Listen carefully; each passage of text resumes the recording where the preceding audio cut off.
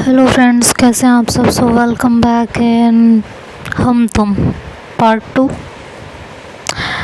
तो जैसा कि लास्ट पार्ट में आप लोगों ने सुना कि राबिया के पापा और राबिया स्कूल की बातें करते हैं और उसके पापा कहते हैं कि आज नहीं, मंडे को जाएंगे हम लोग, अभी मैं ऑफ़िस जा रहा हूँ। ये कह के वो ऑफ़िस चले जाते हैं।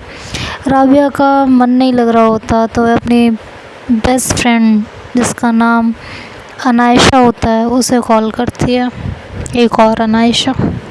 अब आपको दो अनायशाओं के नाम सुनने पड़ेंगे, एडी में और हम तुम में। तो उसका नाम अनायशा होता है और उसकी बेस्ट फ्रेंड होती है जिससे वो अपनी हर एक बात शेयर करती है, छोटी बड़ी कैसी भी बातें हों। तो उसका मन नहीं लगता तो वो उसे कॉल करती है। वो फ़ोन उठाती है, कहती है पहुंच गई तू? हाँ यार पहुंच गई। तू इतनी उदास क्यों है? एक्चुअली यार मेरा मन नहीं लग रहा, बोर हो गई हूँ, कोई नहीं है यहाँ मुझसे बात करने वाला। तू आ जाना मेरे पास। आई मिस यू टू मेरी जान।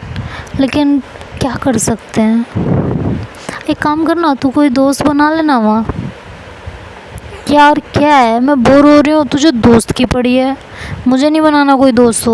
तू ही काफ़ी है मेरे लिए। तो कहती है कि अच्छा बाबा सॉरी, मत बना, मैं हूँ ना एक, वही बहुत हूँ। कहती और क्या, लेकिन ये बताना, मेरा यहाँ मन नहीं लग रहा, मैं क्या करूँ अब। मैं बोर हो रही हूँ बहुत ज़्यादा, मुझे ना इरिटेशन हो रही है। क्यों? अब क्या बताऊँ क्यों, यहाँ कोई है ही नहीं, मुझे यहाँ अच्छा भी नहीं लग रहा है, पापा भी ऑफिस चले गए, मैं क्या करूँ। तो वो उसे समझाती है, थोड़ी देर ऐसे ही बात करते रहते हैं दोनों। उसके बाद फ़ोन कट कर देती है। बाकी का दिन उसका ऐसे इधर उधर अपना काम करते बीतता है। कभी यहाँ बैठती है, कभी टीवी देखती है, कभी कुछ करती है। इन्हीं सब चीज़ों में उसका दिन कट रहा होता है। एक दो दिन ऐसे ही बीत जाते हैं मम्मा पापा के साथ और संडे को घूमने में।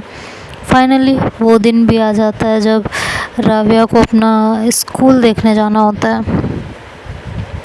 सुबह होती है, उसके मम्मी पापा कहते हैं कि चलो राबिया तैयार हो जाओ, आज तुम्हारा स्कूल तुम्हें दिखा के लाएंगे। राबिया खुश हो जाती है, वो कहती है सच में? कि हाँ सच में। वाओ ठीक है पापा, बस मैं अभी रेडी होके आई। फटाफट जाती है, रेडी होती है, ब्रेकफास्ट करते हैं ये लोग और थोड़ी देर न्यूज़ वगैरह देखते हैं और उसके बाद घर से निकलते हैं। राबिया के पापा और उनकी मम्मा स्कूल देखने जा रहे होते हैं। तो राबिया कहती है अगर स्कूल अच्छा नहीं हुआ ना तो मैं पढ़ूँगी नहीं उसमें। तो उसके पापा कहते हैं अगर तुम्हें स्कूल पसंद ना आए तो मत पढ़ना, आप ज़बरदस्ती थोड़ी ना कर रहे हैं, लेकिन एक बार देख तो लो। कहती है हाँ ठीक है। तभी स्कूल के सामने पहुंचते हैं। राबिया कार का गेट खोलती है और बाहर आती है। उसकी नज़र जब स्कूल पे पड़ती है, स्कूल की बिल्डिंग पे, तो उसकी आंखें खुली की खुली रह जाती हैं। स्कूल बहुत सुंदर था, दो पहाड़ों के बीच में बना हुआ था और लेफ़्ट साइड में एक प्राचीन किला था। बारिश का मौसम था तो हर तरफ हरियाली हरियाली थी। और उस स्कूल की सबसे बड़ी खासियत ये थी कि उसे देख के ऐसा लगता था मानो स्वर्ग में आ गए हों। अब पहाड़ों में हरियाली के बीच बना हुआ स्कूल, तो आप खुद ही समझ सकते हो। और बारिश की वजह से तो आसपास मोर नाच रहे होते हैं, नीला आसमान, उसमें उड़ते हुए पंछी। स्कूल तो माशाल्लाह जन्नत से कम नहीं था। तो राबिया जब देखती है तो बहुत खुश होती है, कहती है वाह मम्मा स्कूल तो बहुत प्यारा है ना। तो उसकी मम्मा कहती है हाँ, और पता है यहाँ का बेस्ट स्कूल है ये। तो कहती है वैसे पापा ही पूरी पुलिस फोर्स लेके क्यों एंटर हुए हैं? तो कहते हैं कि भैया एसडीएम है, अब जितने फ्रेंड हैं उतने दुश्मन भी तो होते हैं आपके पापा के, तो ऐसे कैसे जो है आ जाते हैं। तो पूरी पुलिस फोर्स के साथ जब ये लोग अंदर एंटर करते हैं तो स्कूल में हल्ला मच जाता है, आपस में कानाफूसी होने लगती है कि यार लग रहा है आज तो स्कूल की खबर ली जाएगी, कुछ हो गया है क्या। अब पता है इतने पुलिस वाले आए हैं साथ में, कुछ हुआ है क्या। सब टीचर्स वगैरह आपस में बातें करने लगती हैं। तभी वहाँ स्कूल के प्रिंसिपल आते हैं और कहते हैं कि हेलो आ गए आप। तो कहते हैं हाँ यार बताया तो था, स्कूल में एडमिशन करवाया है, तो बस इसे स्कूल दिखाने आया था। तो राबिया अपने पापा को बड़े गौर से देखती है कि प्रिंसिपल से ऐसे कैसे बातें कर रहे हैं। तो उसके पापा उसकी तरफ देखते हैं और कहते हैं ये मेरे दोस्त हैं। स्कूल का जो प्रिंसिपल होता है वो राबिया के पापा के फ्रेंड होते हैं। तो कहते हैं, तो राबिया और ज़्यादा खुश हो जाती है। अब राबिया को एडमिशन भी मिल गया होता है। उसके बाद स्कूल वगैरह देखने के बाद, बाकी फॉर्मेलिटीज़ करने के बाद ये लोग वापस अपने घर चले आते हैं। नेक्स्ट डे होता है और राबिया रेडी होकर नीचे आती है, नाश्ता करती है और स्कूल चली जाती है। जब स्कूल में आती है तो देखती है कि कुछ लड़कियां, मतलब फ्रेंड्स होते होंगे या एक टीम होती होगी, वो वहाँ क्लास के सामने बहुत मस्ती कर रहे होते हैं। तो राबिया कहती है कैसे स्टूडेंट्स हैं, पढ़ने की जगह मस्ती कर रहे हैं क्लास छोड़कर, अजीब ही हैं, खैर मुझे क्या करना। और ये कह के वो प्रिंसिपल के ऑफिस में जाती है। मैं कम इन सर। तो कहते हैं हाँ सर, वो मेरी क्लास कौन सी है। तो प्रिंसिपल बोलते हैं कि बेटा सीधा जाकर लेफ़्ट मुड़ जाना और लास्ट वाली क्लास जो है ना वो आपकी क्लास है। थैंक यू सर, ये कह के वो चली जाती है। जब अंदर क्लास में एंटर करती है तो एक लड़की होती है वहाँ पे, वो आती है और कहती है, वो राबिया को देखती है तो कहती है हेलो। तो कहती है hi, new admission. Yes new admission. Okay what's your name. I am Rabia and you.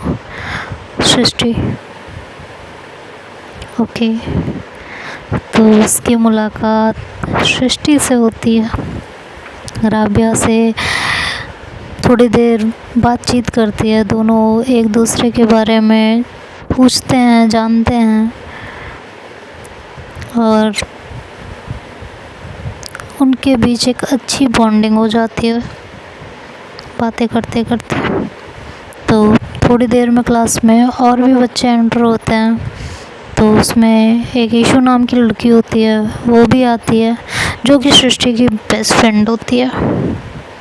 इतनी खास जैसे अनायशा राबिया के लिए होती है। बचपन के दोस्त भी होते हैं ये दोनों, तो इन दोनों के बीच में कोई बात नहीं छुपी हुई होती, एक दूसरे में जान बसती है। कितना भी लड़ लें झगड़ लें लेकिन आती एक दूसरे के पास ही हैं। तो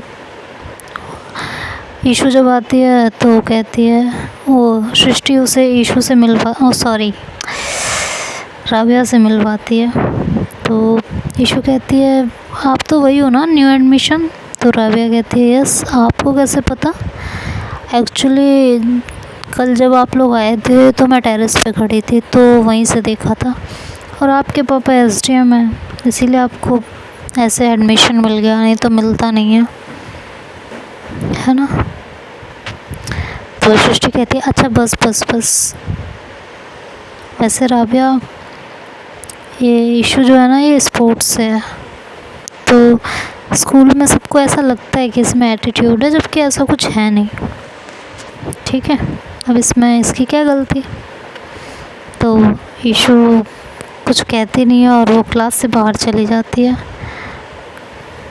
तो राबिया सृष्टि से पूछती है अब ये वापस क्यों चली गई, क्लास तो स्टार्ट होने वाली है ना, अभी कहीं सर या टीचर आ गए तो डांट पड़ेगी उसको। सृष्टि कहती है अरे उसकी टेंशन आप मत लो, उसका तो आए दिन यही काम है, वो स्पोर्ट्स से है ना, तो अपने स्पोर्ट्स वाले सर से मिलने गई, आज रेस है उसकी।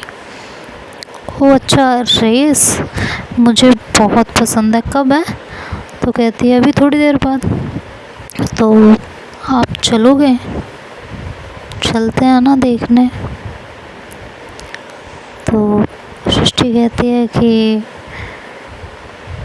नहीं जा पाएंगे, क्लासेस है ना। तो कहती है बट, तो फिर राबिया कुछ नहीं कहती, वो सृष्टि को थोड़ी देर ऐसे ही देखती रहती है। फिर कहती है वैसे सृष्टि आपको एक बात बोलूं? हाँ बोलो। आपकी जो दोस्त है ना बहुत खड़ूस है, आप कह रही थी एटीट्यूड लगता है, लेकिन एटीट्यूड इसके अंदर है, सिर्फ लगता नहीं है। बचपन से ही ऐसी शक्ल है इसकी या अभी हो गई है? और यही तो थी जो अभी बाहर मस्ती कर रही थी, पढ़ना लिखना नहीं होता क्या? क्या सब कुछ स्पोर्ट्स ही होता है? थोड़ा तो स्टडी भी करनी चाहिए। सृष्टि कहती है राबिया आप मेरी दोस्त के लिए ऐसे कैसे कह सकती हो यार, बचपन की दोस्त है मेरी, और ऐसा भी नहीं है कि वो पढ़ती नहीं है, पास हो जाए इतना तो पढ़ती है ना वो। और उस पता भी आपको उसने 1 साल में कितने मेडल जिताए हैं स्कूल को, और आप उसके बारे में ऐसे बोल रहे हो। इधर ईशु अपने कोच के पास गई होती है, कोच उनको समझा रहे होते हैं कि रेस से पहले कुछ मत खाना, ठीक है ईशु, जो भी खाना है अभी खा लो, अभी टाइम है, और बाद में कुछ खाओगी तो फिर दौड़ नहीं पाओगी, फिर दिक्कत होगी। उनके कोच का ज्ञान सुनते सुनते ईशु बस ओके ओके बोल रही होती है, उसको ये सब बहुत बोरिंग लग रहा होता है, लेकिन क्या करें, कोच है ना, सुनना तो पड़ेगा। ईशु जाती है अपने कोच के साथ दूसरे स्कूल में, उसकी रेस होती है, लेकिन पता नहीं उसके दिमाग में क्या चल रहा होता है उस दिन, वो सेकंड आ जाती है। जब वो लौट के वापस आती है तो कोच उससे कहते हैं ईशु आज ये क्या था, सेकंड कैसे आ गई तुम, इतनी मेहनत करवाने के बाद भी तुम सेकंड आ गई हो, ये हद नहीं है? मतलब मैं तुम्हारे पीछे इतना वो करता रहता हूँ, तुम सेकंड आ गई। ईशु को कोई जैसे फ़र्क ही नहीं पड़ता, वो सुनती रहती है। कोच उससे कहते हैं अब एक काम करोगी तुम, कल से ना तुम एक्स्ट्रा राउंड लगाओगी। ईशु कहती है ओके, और ये बोल के कहते हैं चलो अब स्कूल। फिर वो लोग स्कूल आते हैं। ईशु जैसे स्कूल में आती है वो सीधा प्रिंसिपल ऑफिस में जाती है और प्रिंसिपल से कहती है सर मैं आज के बाद रेस नहीं करूँगी। ये सुनते ही तो प्रिंसिपल शॉक्ड हो जाते हैं, वो अपनी चेयर छोड़ के खड़े हो जाते हैं, कहते हैं क्यों? सर बस ऐसे ही, मुझे आज के बाद रेस नहीं करनी। लेकिन बेटा क्यों? आप किसी और लड़के से करवा लीजिएगा सर। लेकिन हुआ क्या है बेटा? जी ईशु, इस स्टोरी की तुम, हम तो आपको मिल गई थी राबिया, ईशु है तुम। ईशु है ना, नाम तो अच्छा है। ईशु जिसके इस फैसले से स्कूल का प्रिंसिपल भी अपनी चेयर छोड़ के खड़े हो गए थे। अब ईशु के बारे में क्या कहें, जितनी तारीफ़ करें शायद कम है। बिल्कुल बिंदास लड़की, किसी से कोई मतलब नहीं, बस अपनी धुन में रहना, दुनिया जाए भाड़ में वाला सीन। फैमिली में पापा हैं जो छोटे से बिजनेसमैन हैं, मम्मा हाउसवाइफ हैं, और एक बड़ा भाई और एक छोटी सिस्टर भी है। लेकिन एक ख़ास बात, ईशु जो है ना 1 नंबर की लड़ाकू है, लड़ाई में कोई नहीं हरा सकता इसे।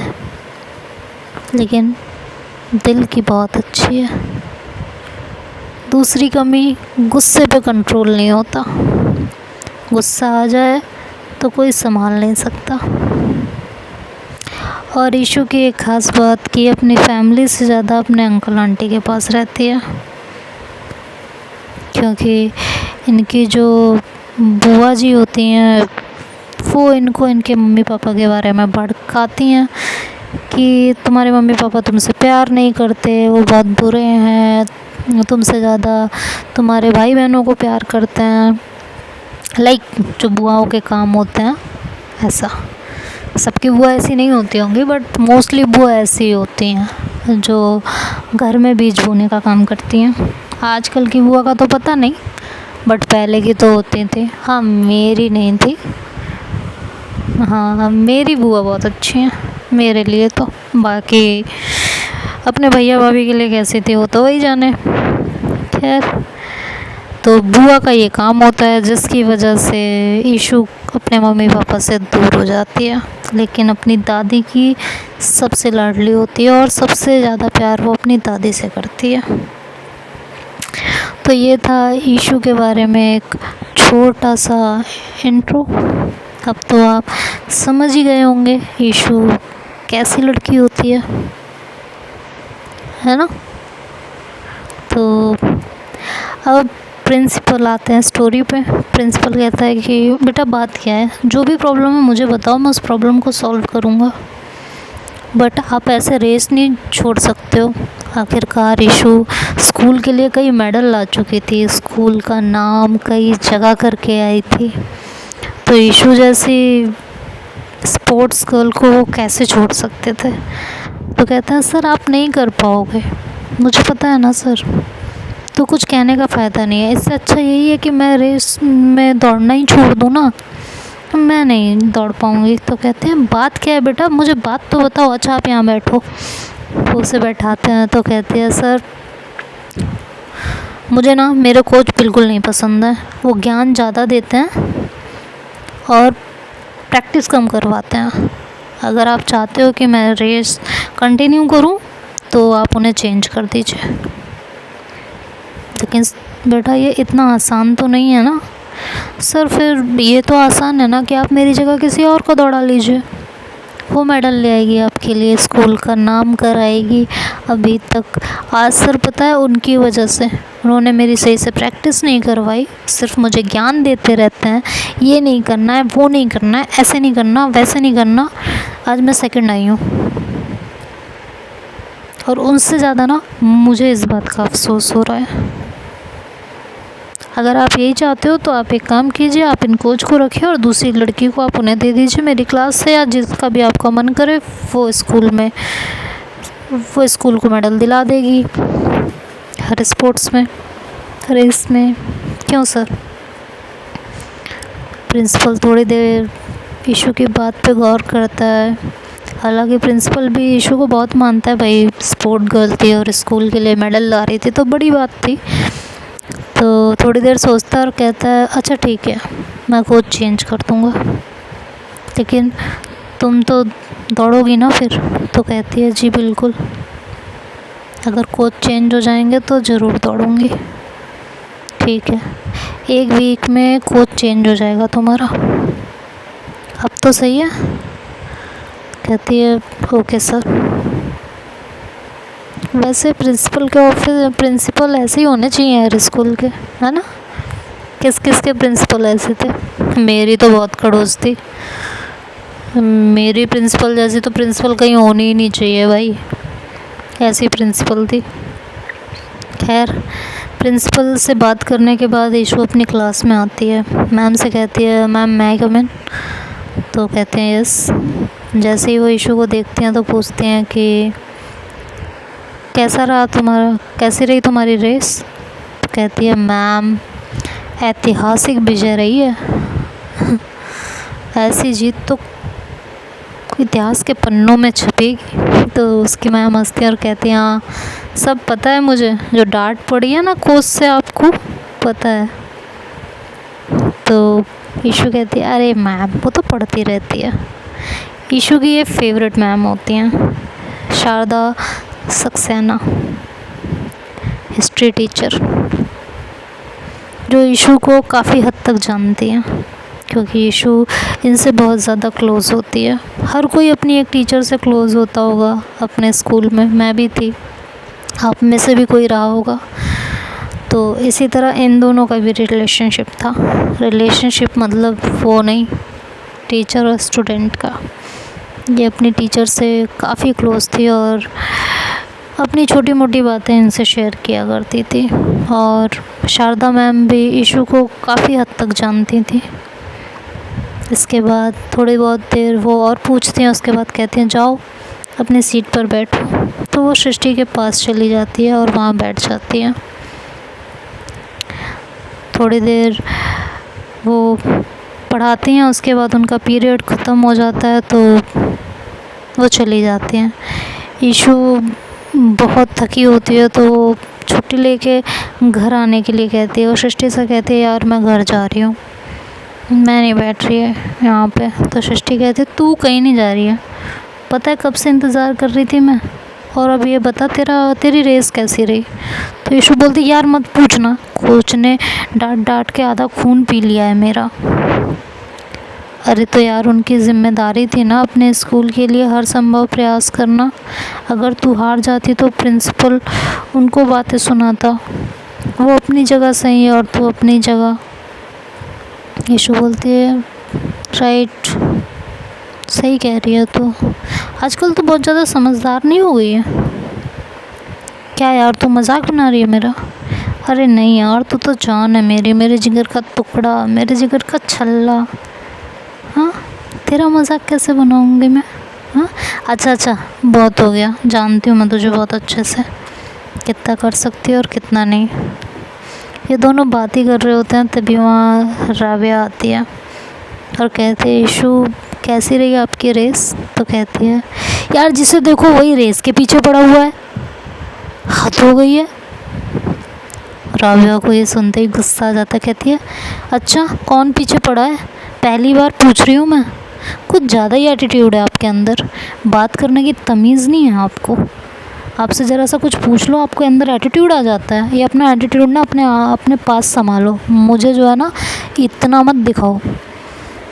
ईशू को जब वो बोल रही होती है तो उसे एक टक देख रही होती है ईशू। तब आगे क्या होगा ये तो नेक्स्ट पार्ट में सुनेंगे। तब तक के लिए बाय बाय, टेक केयर।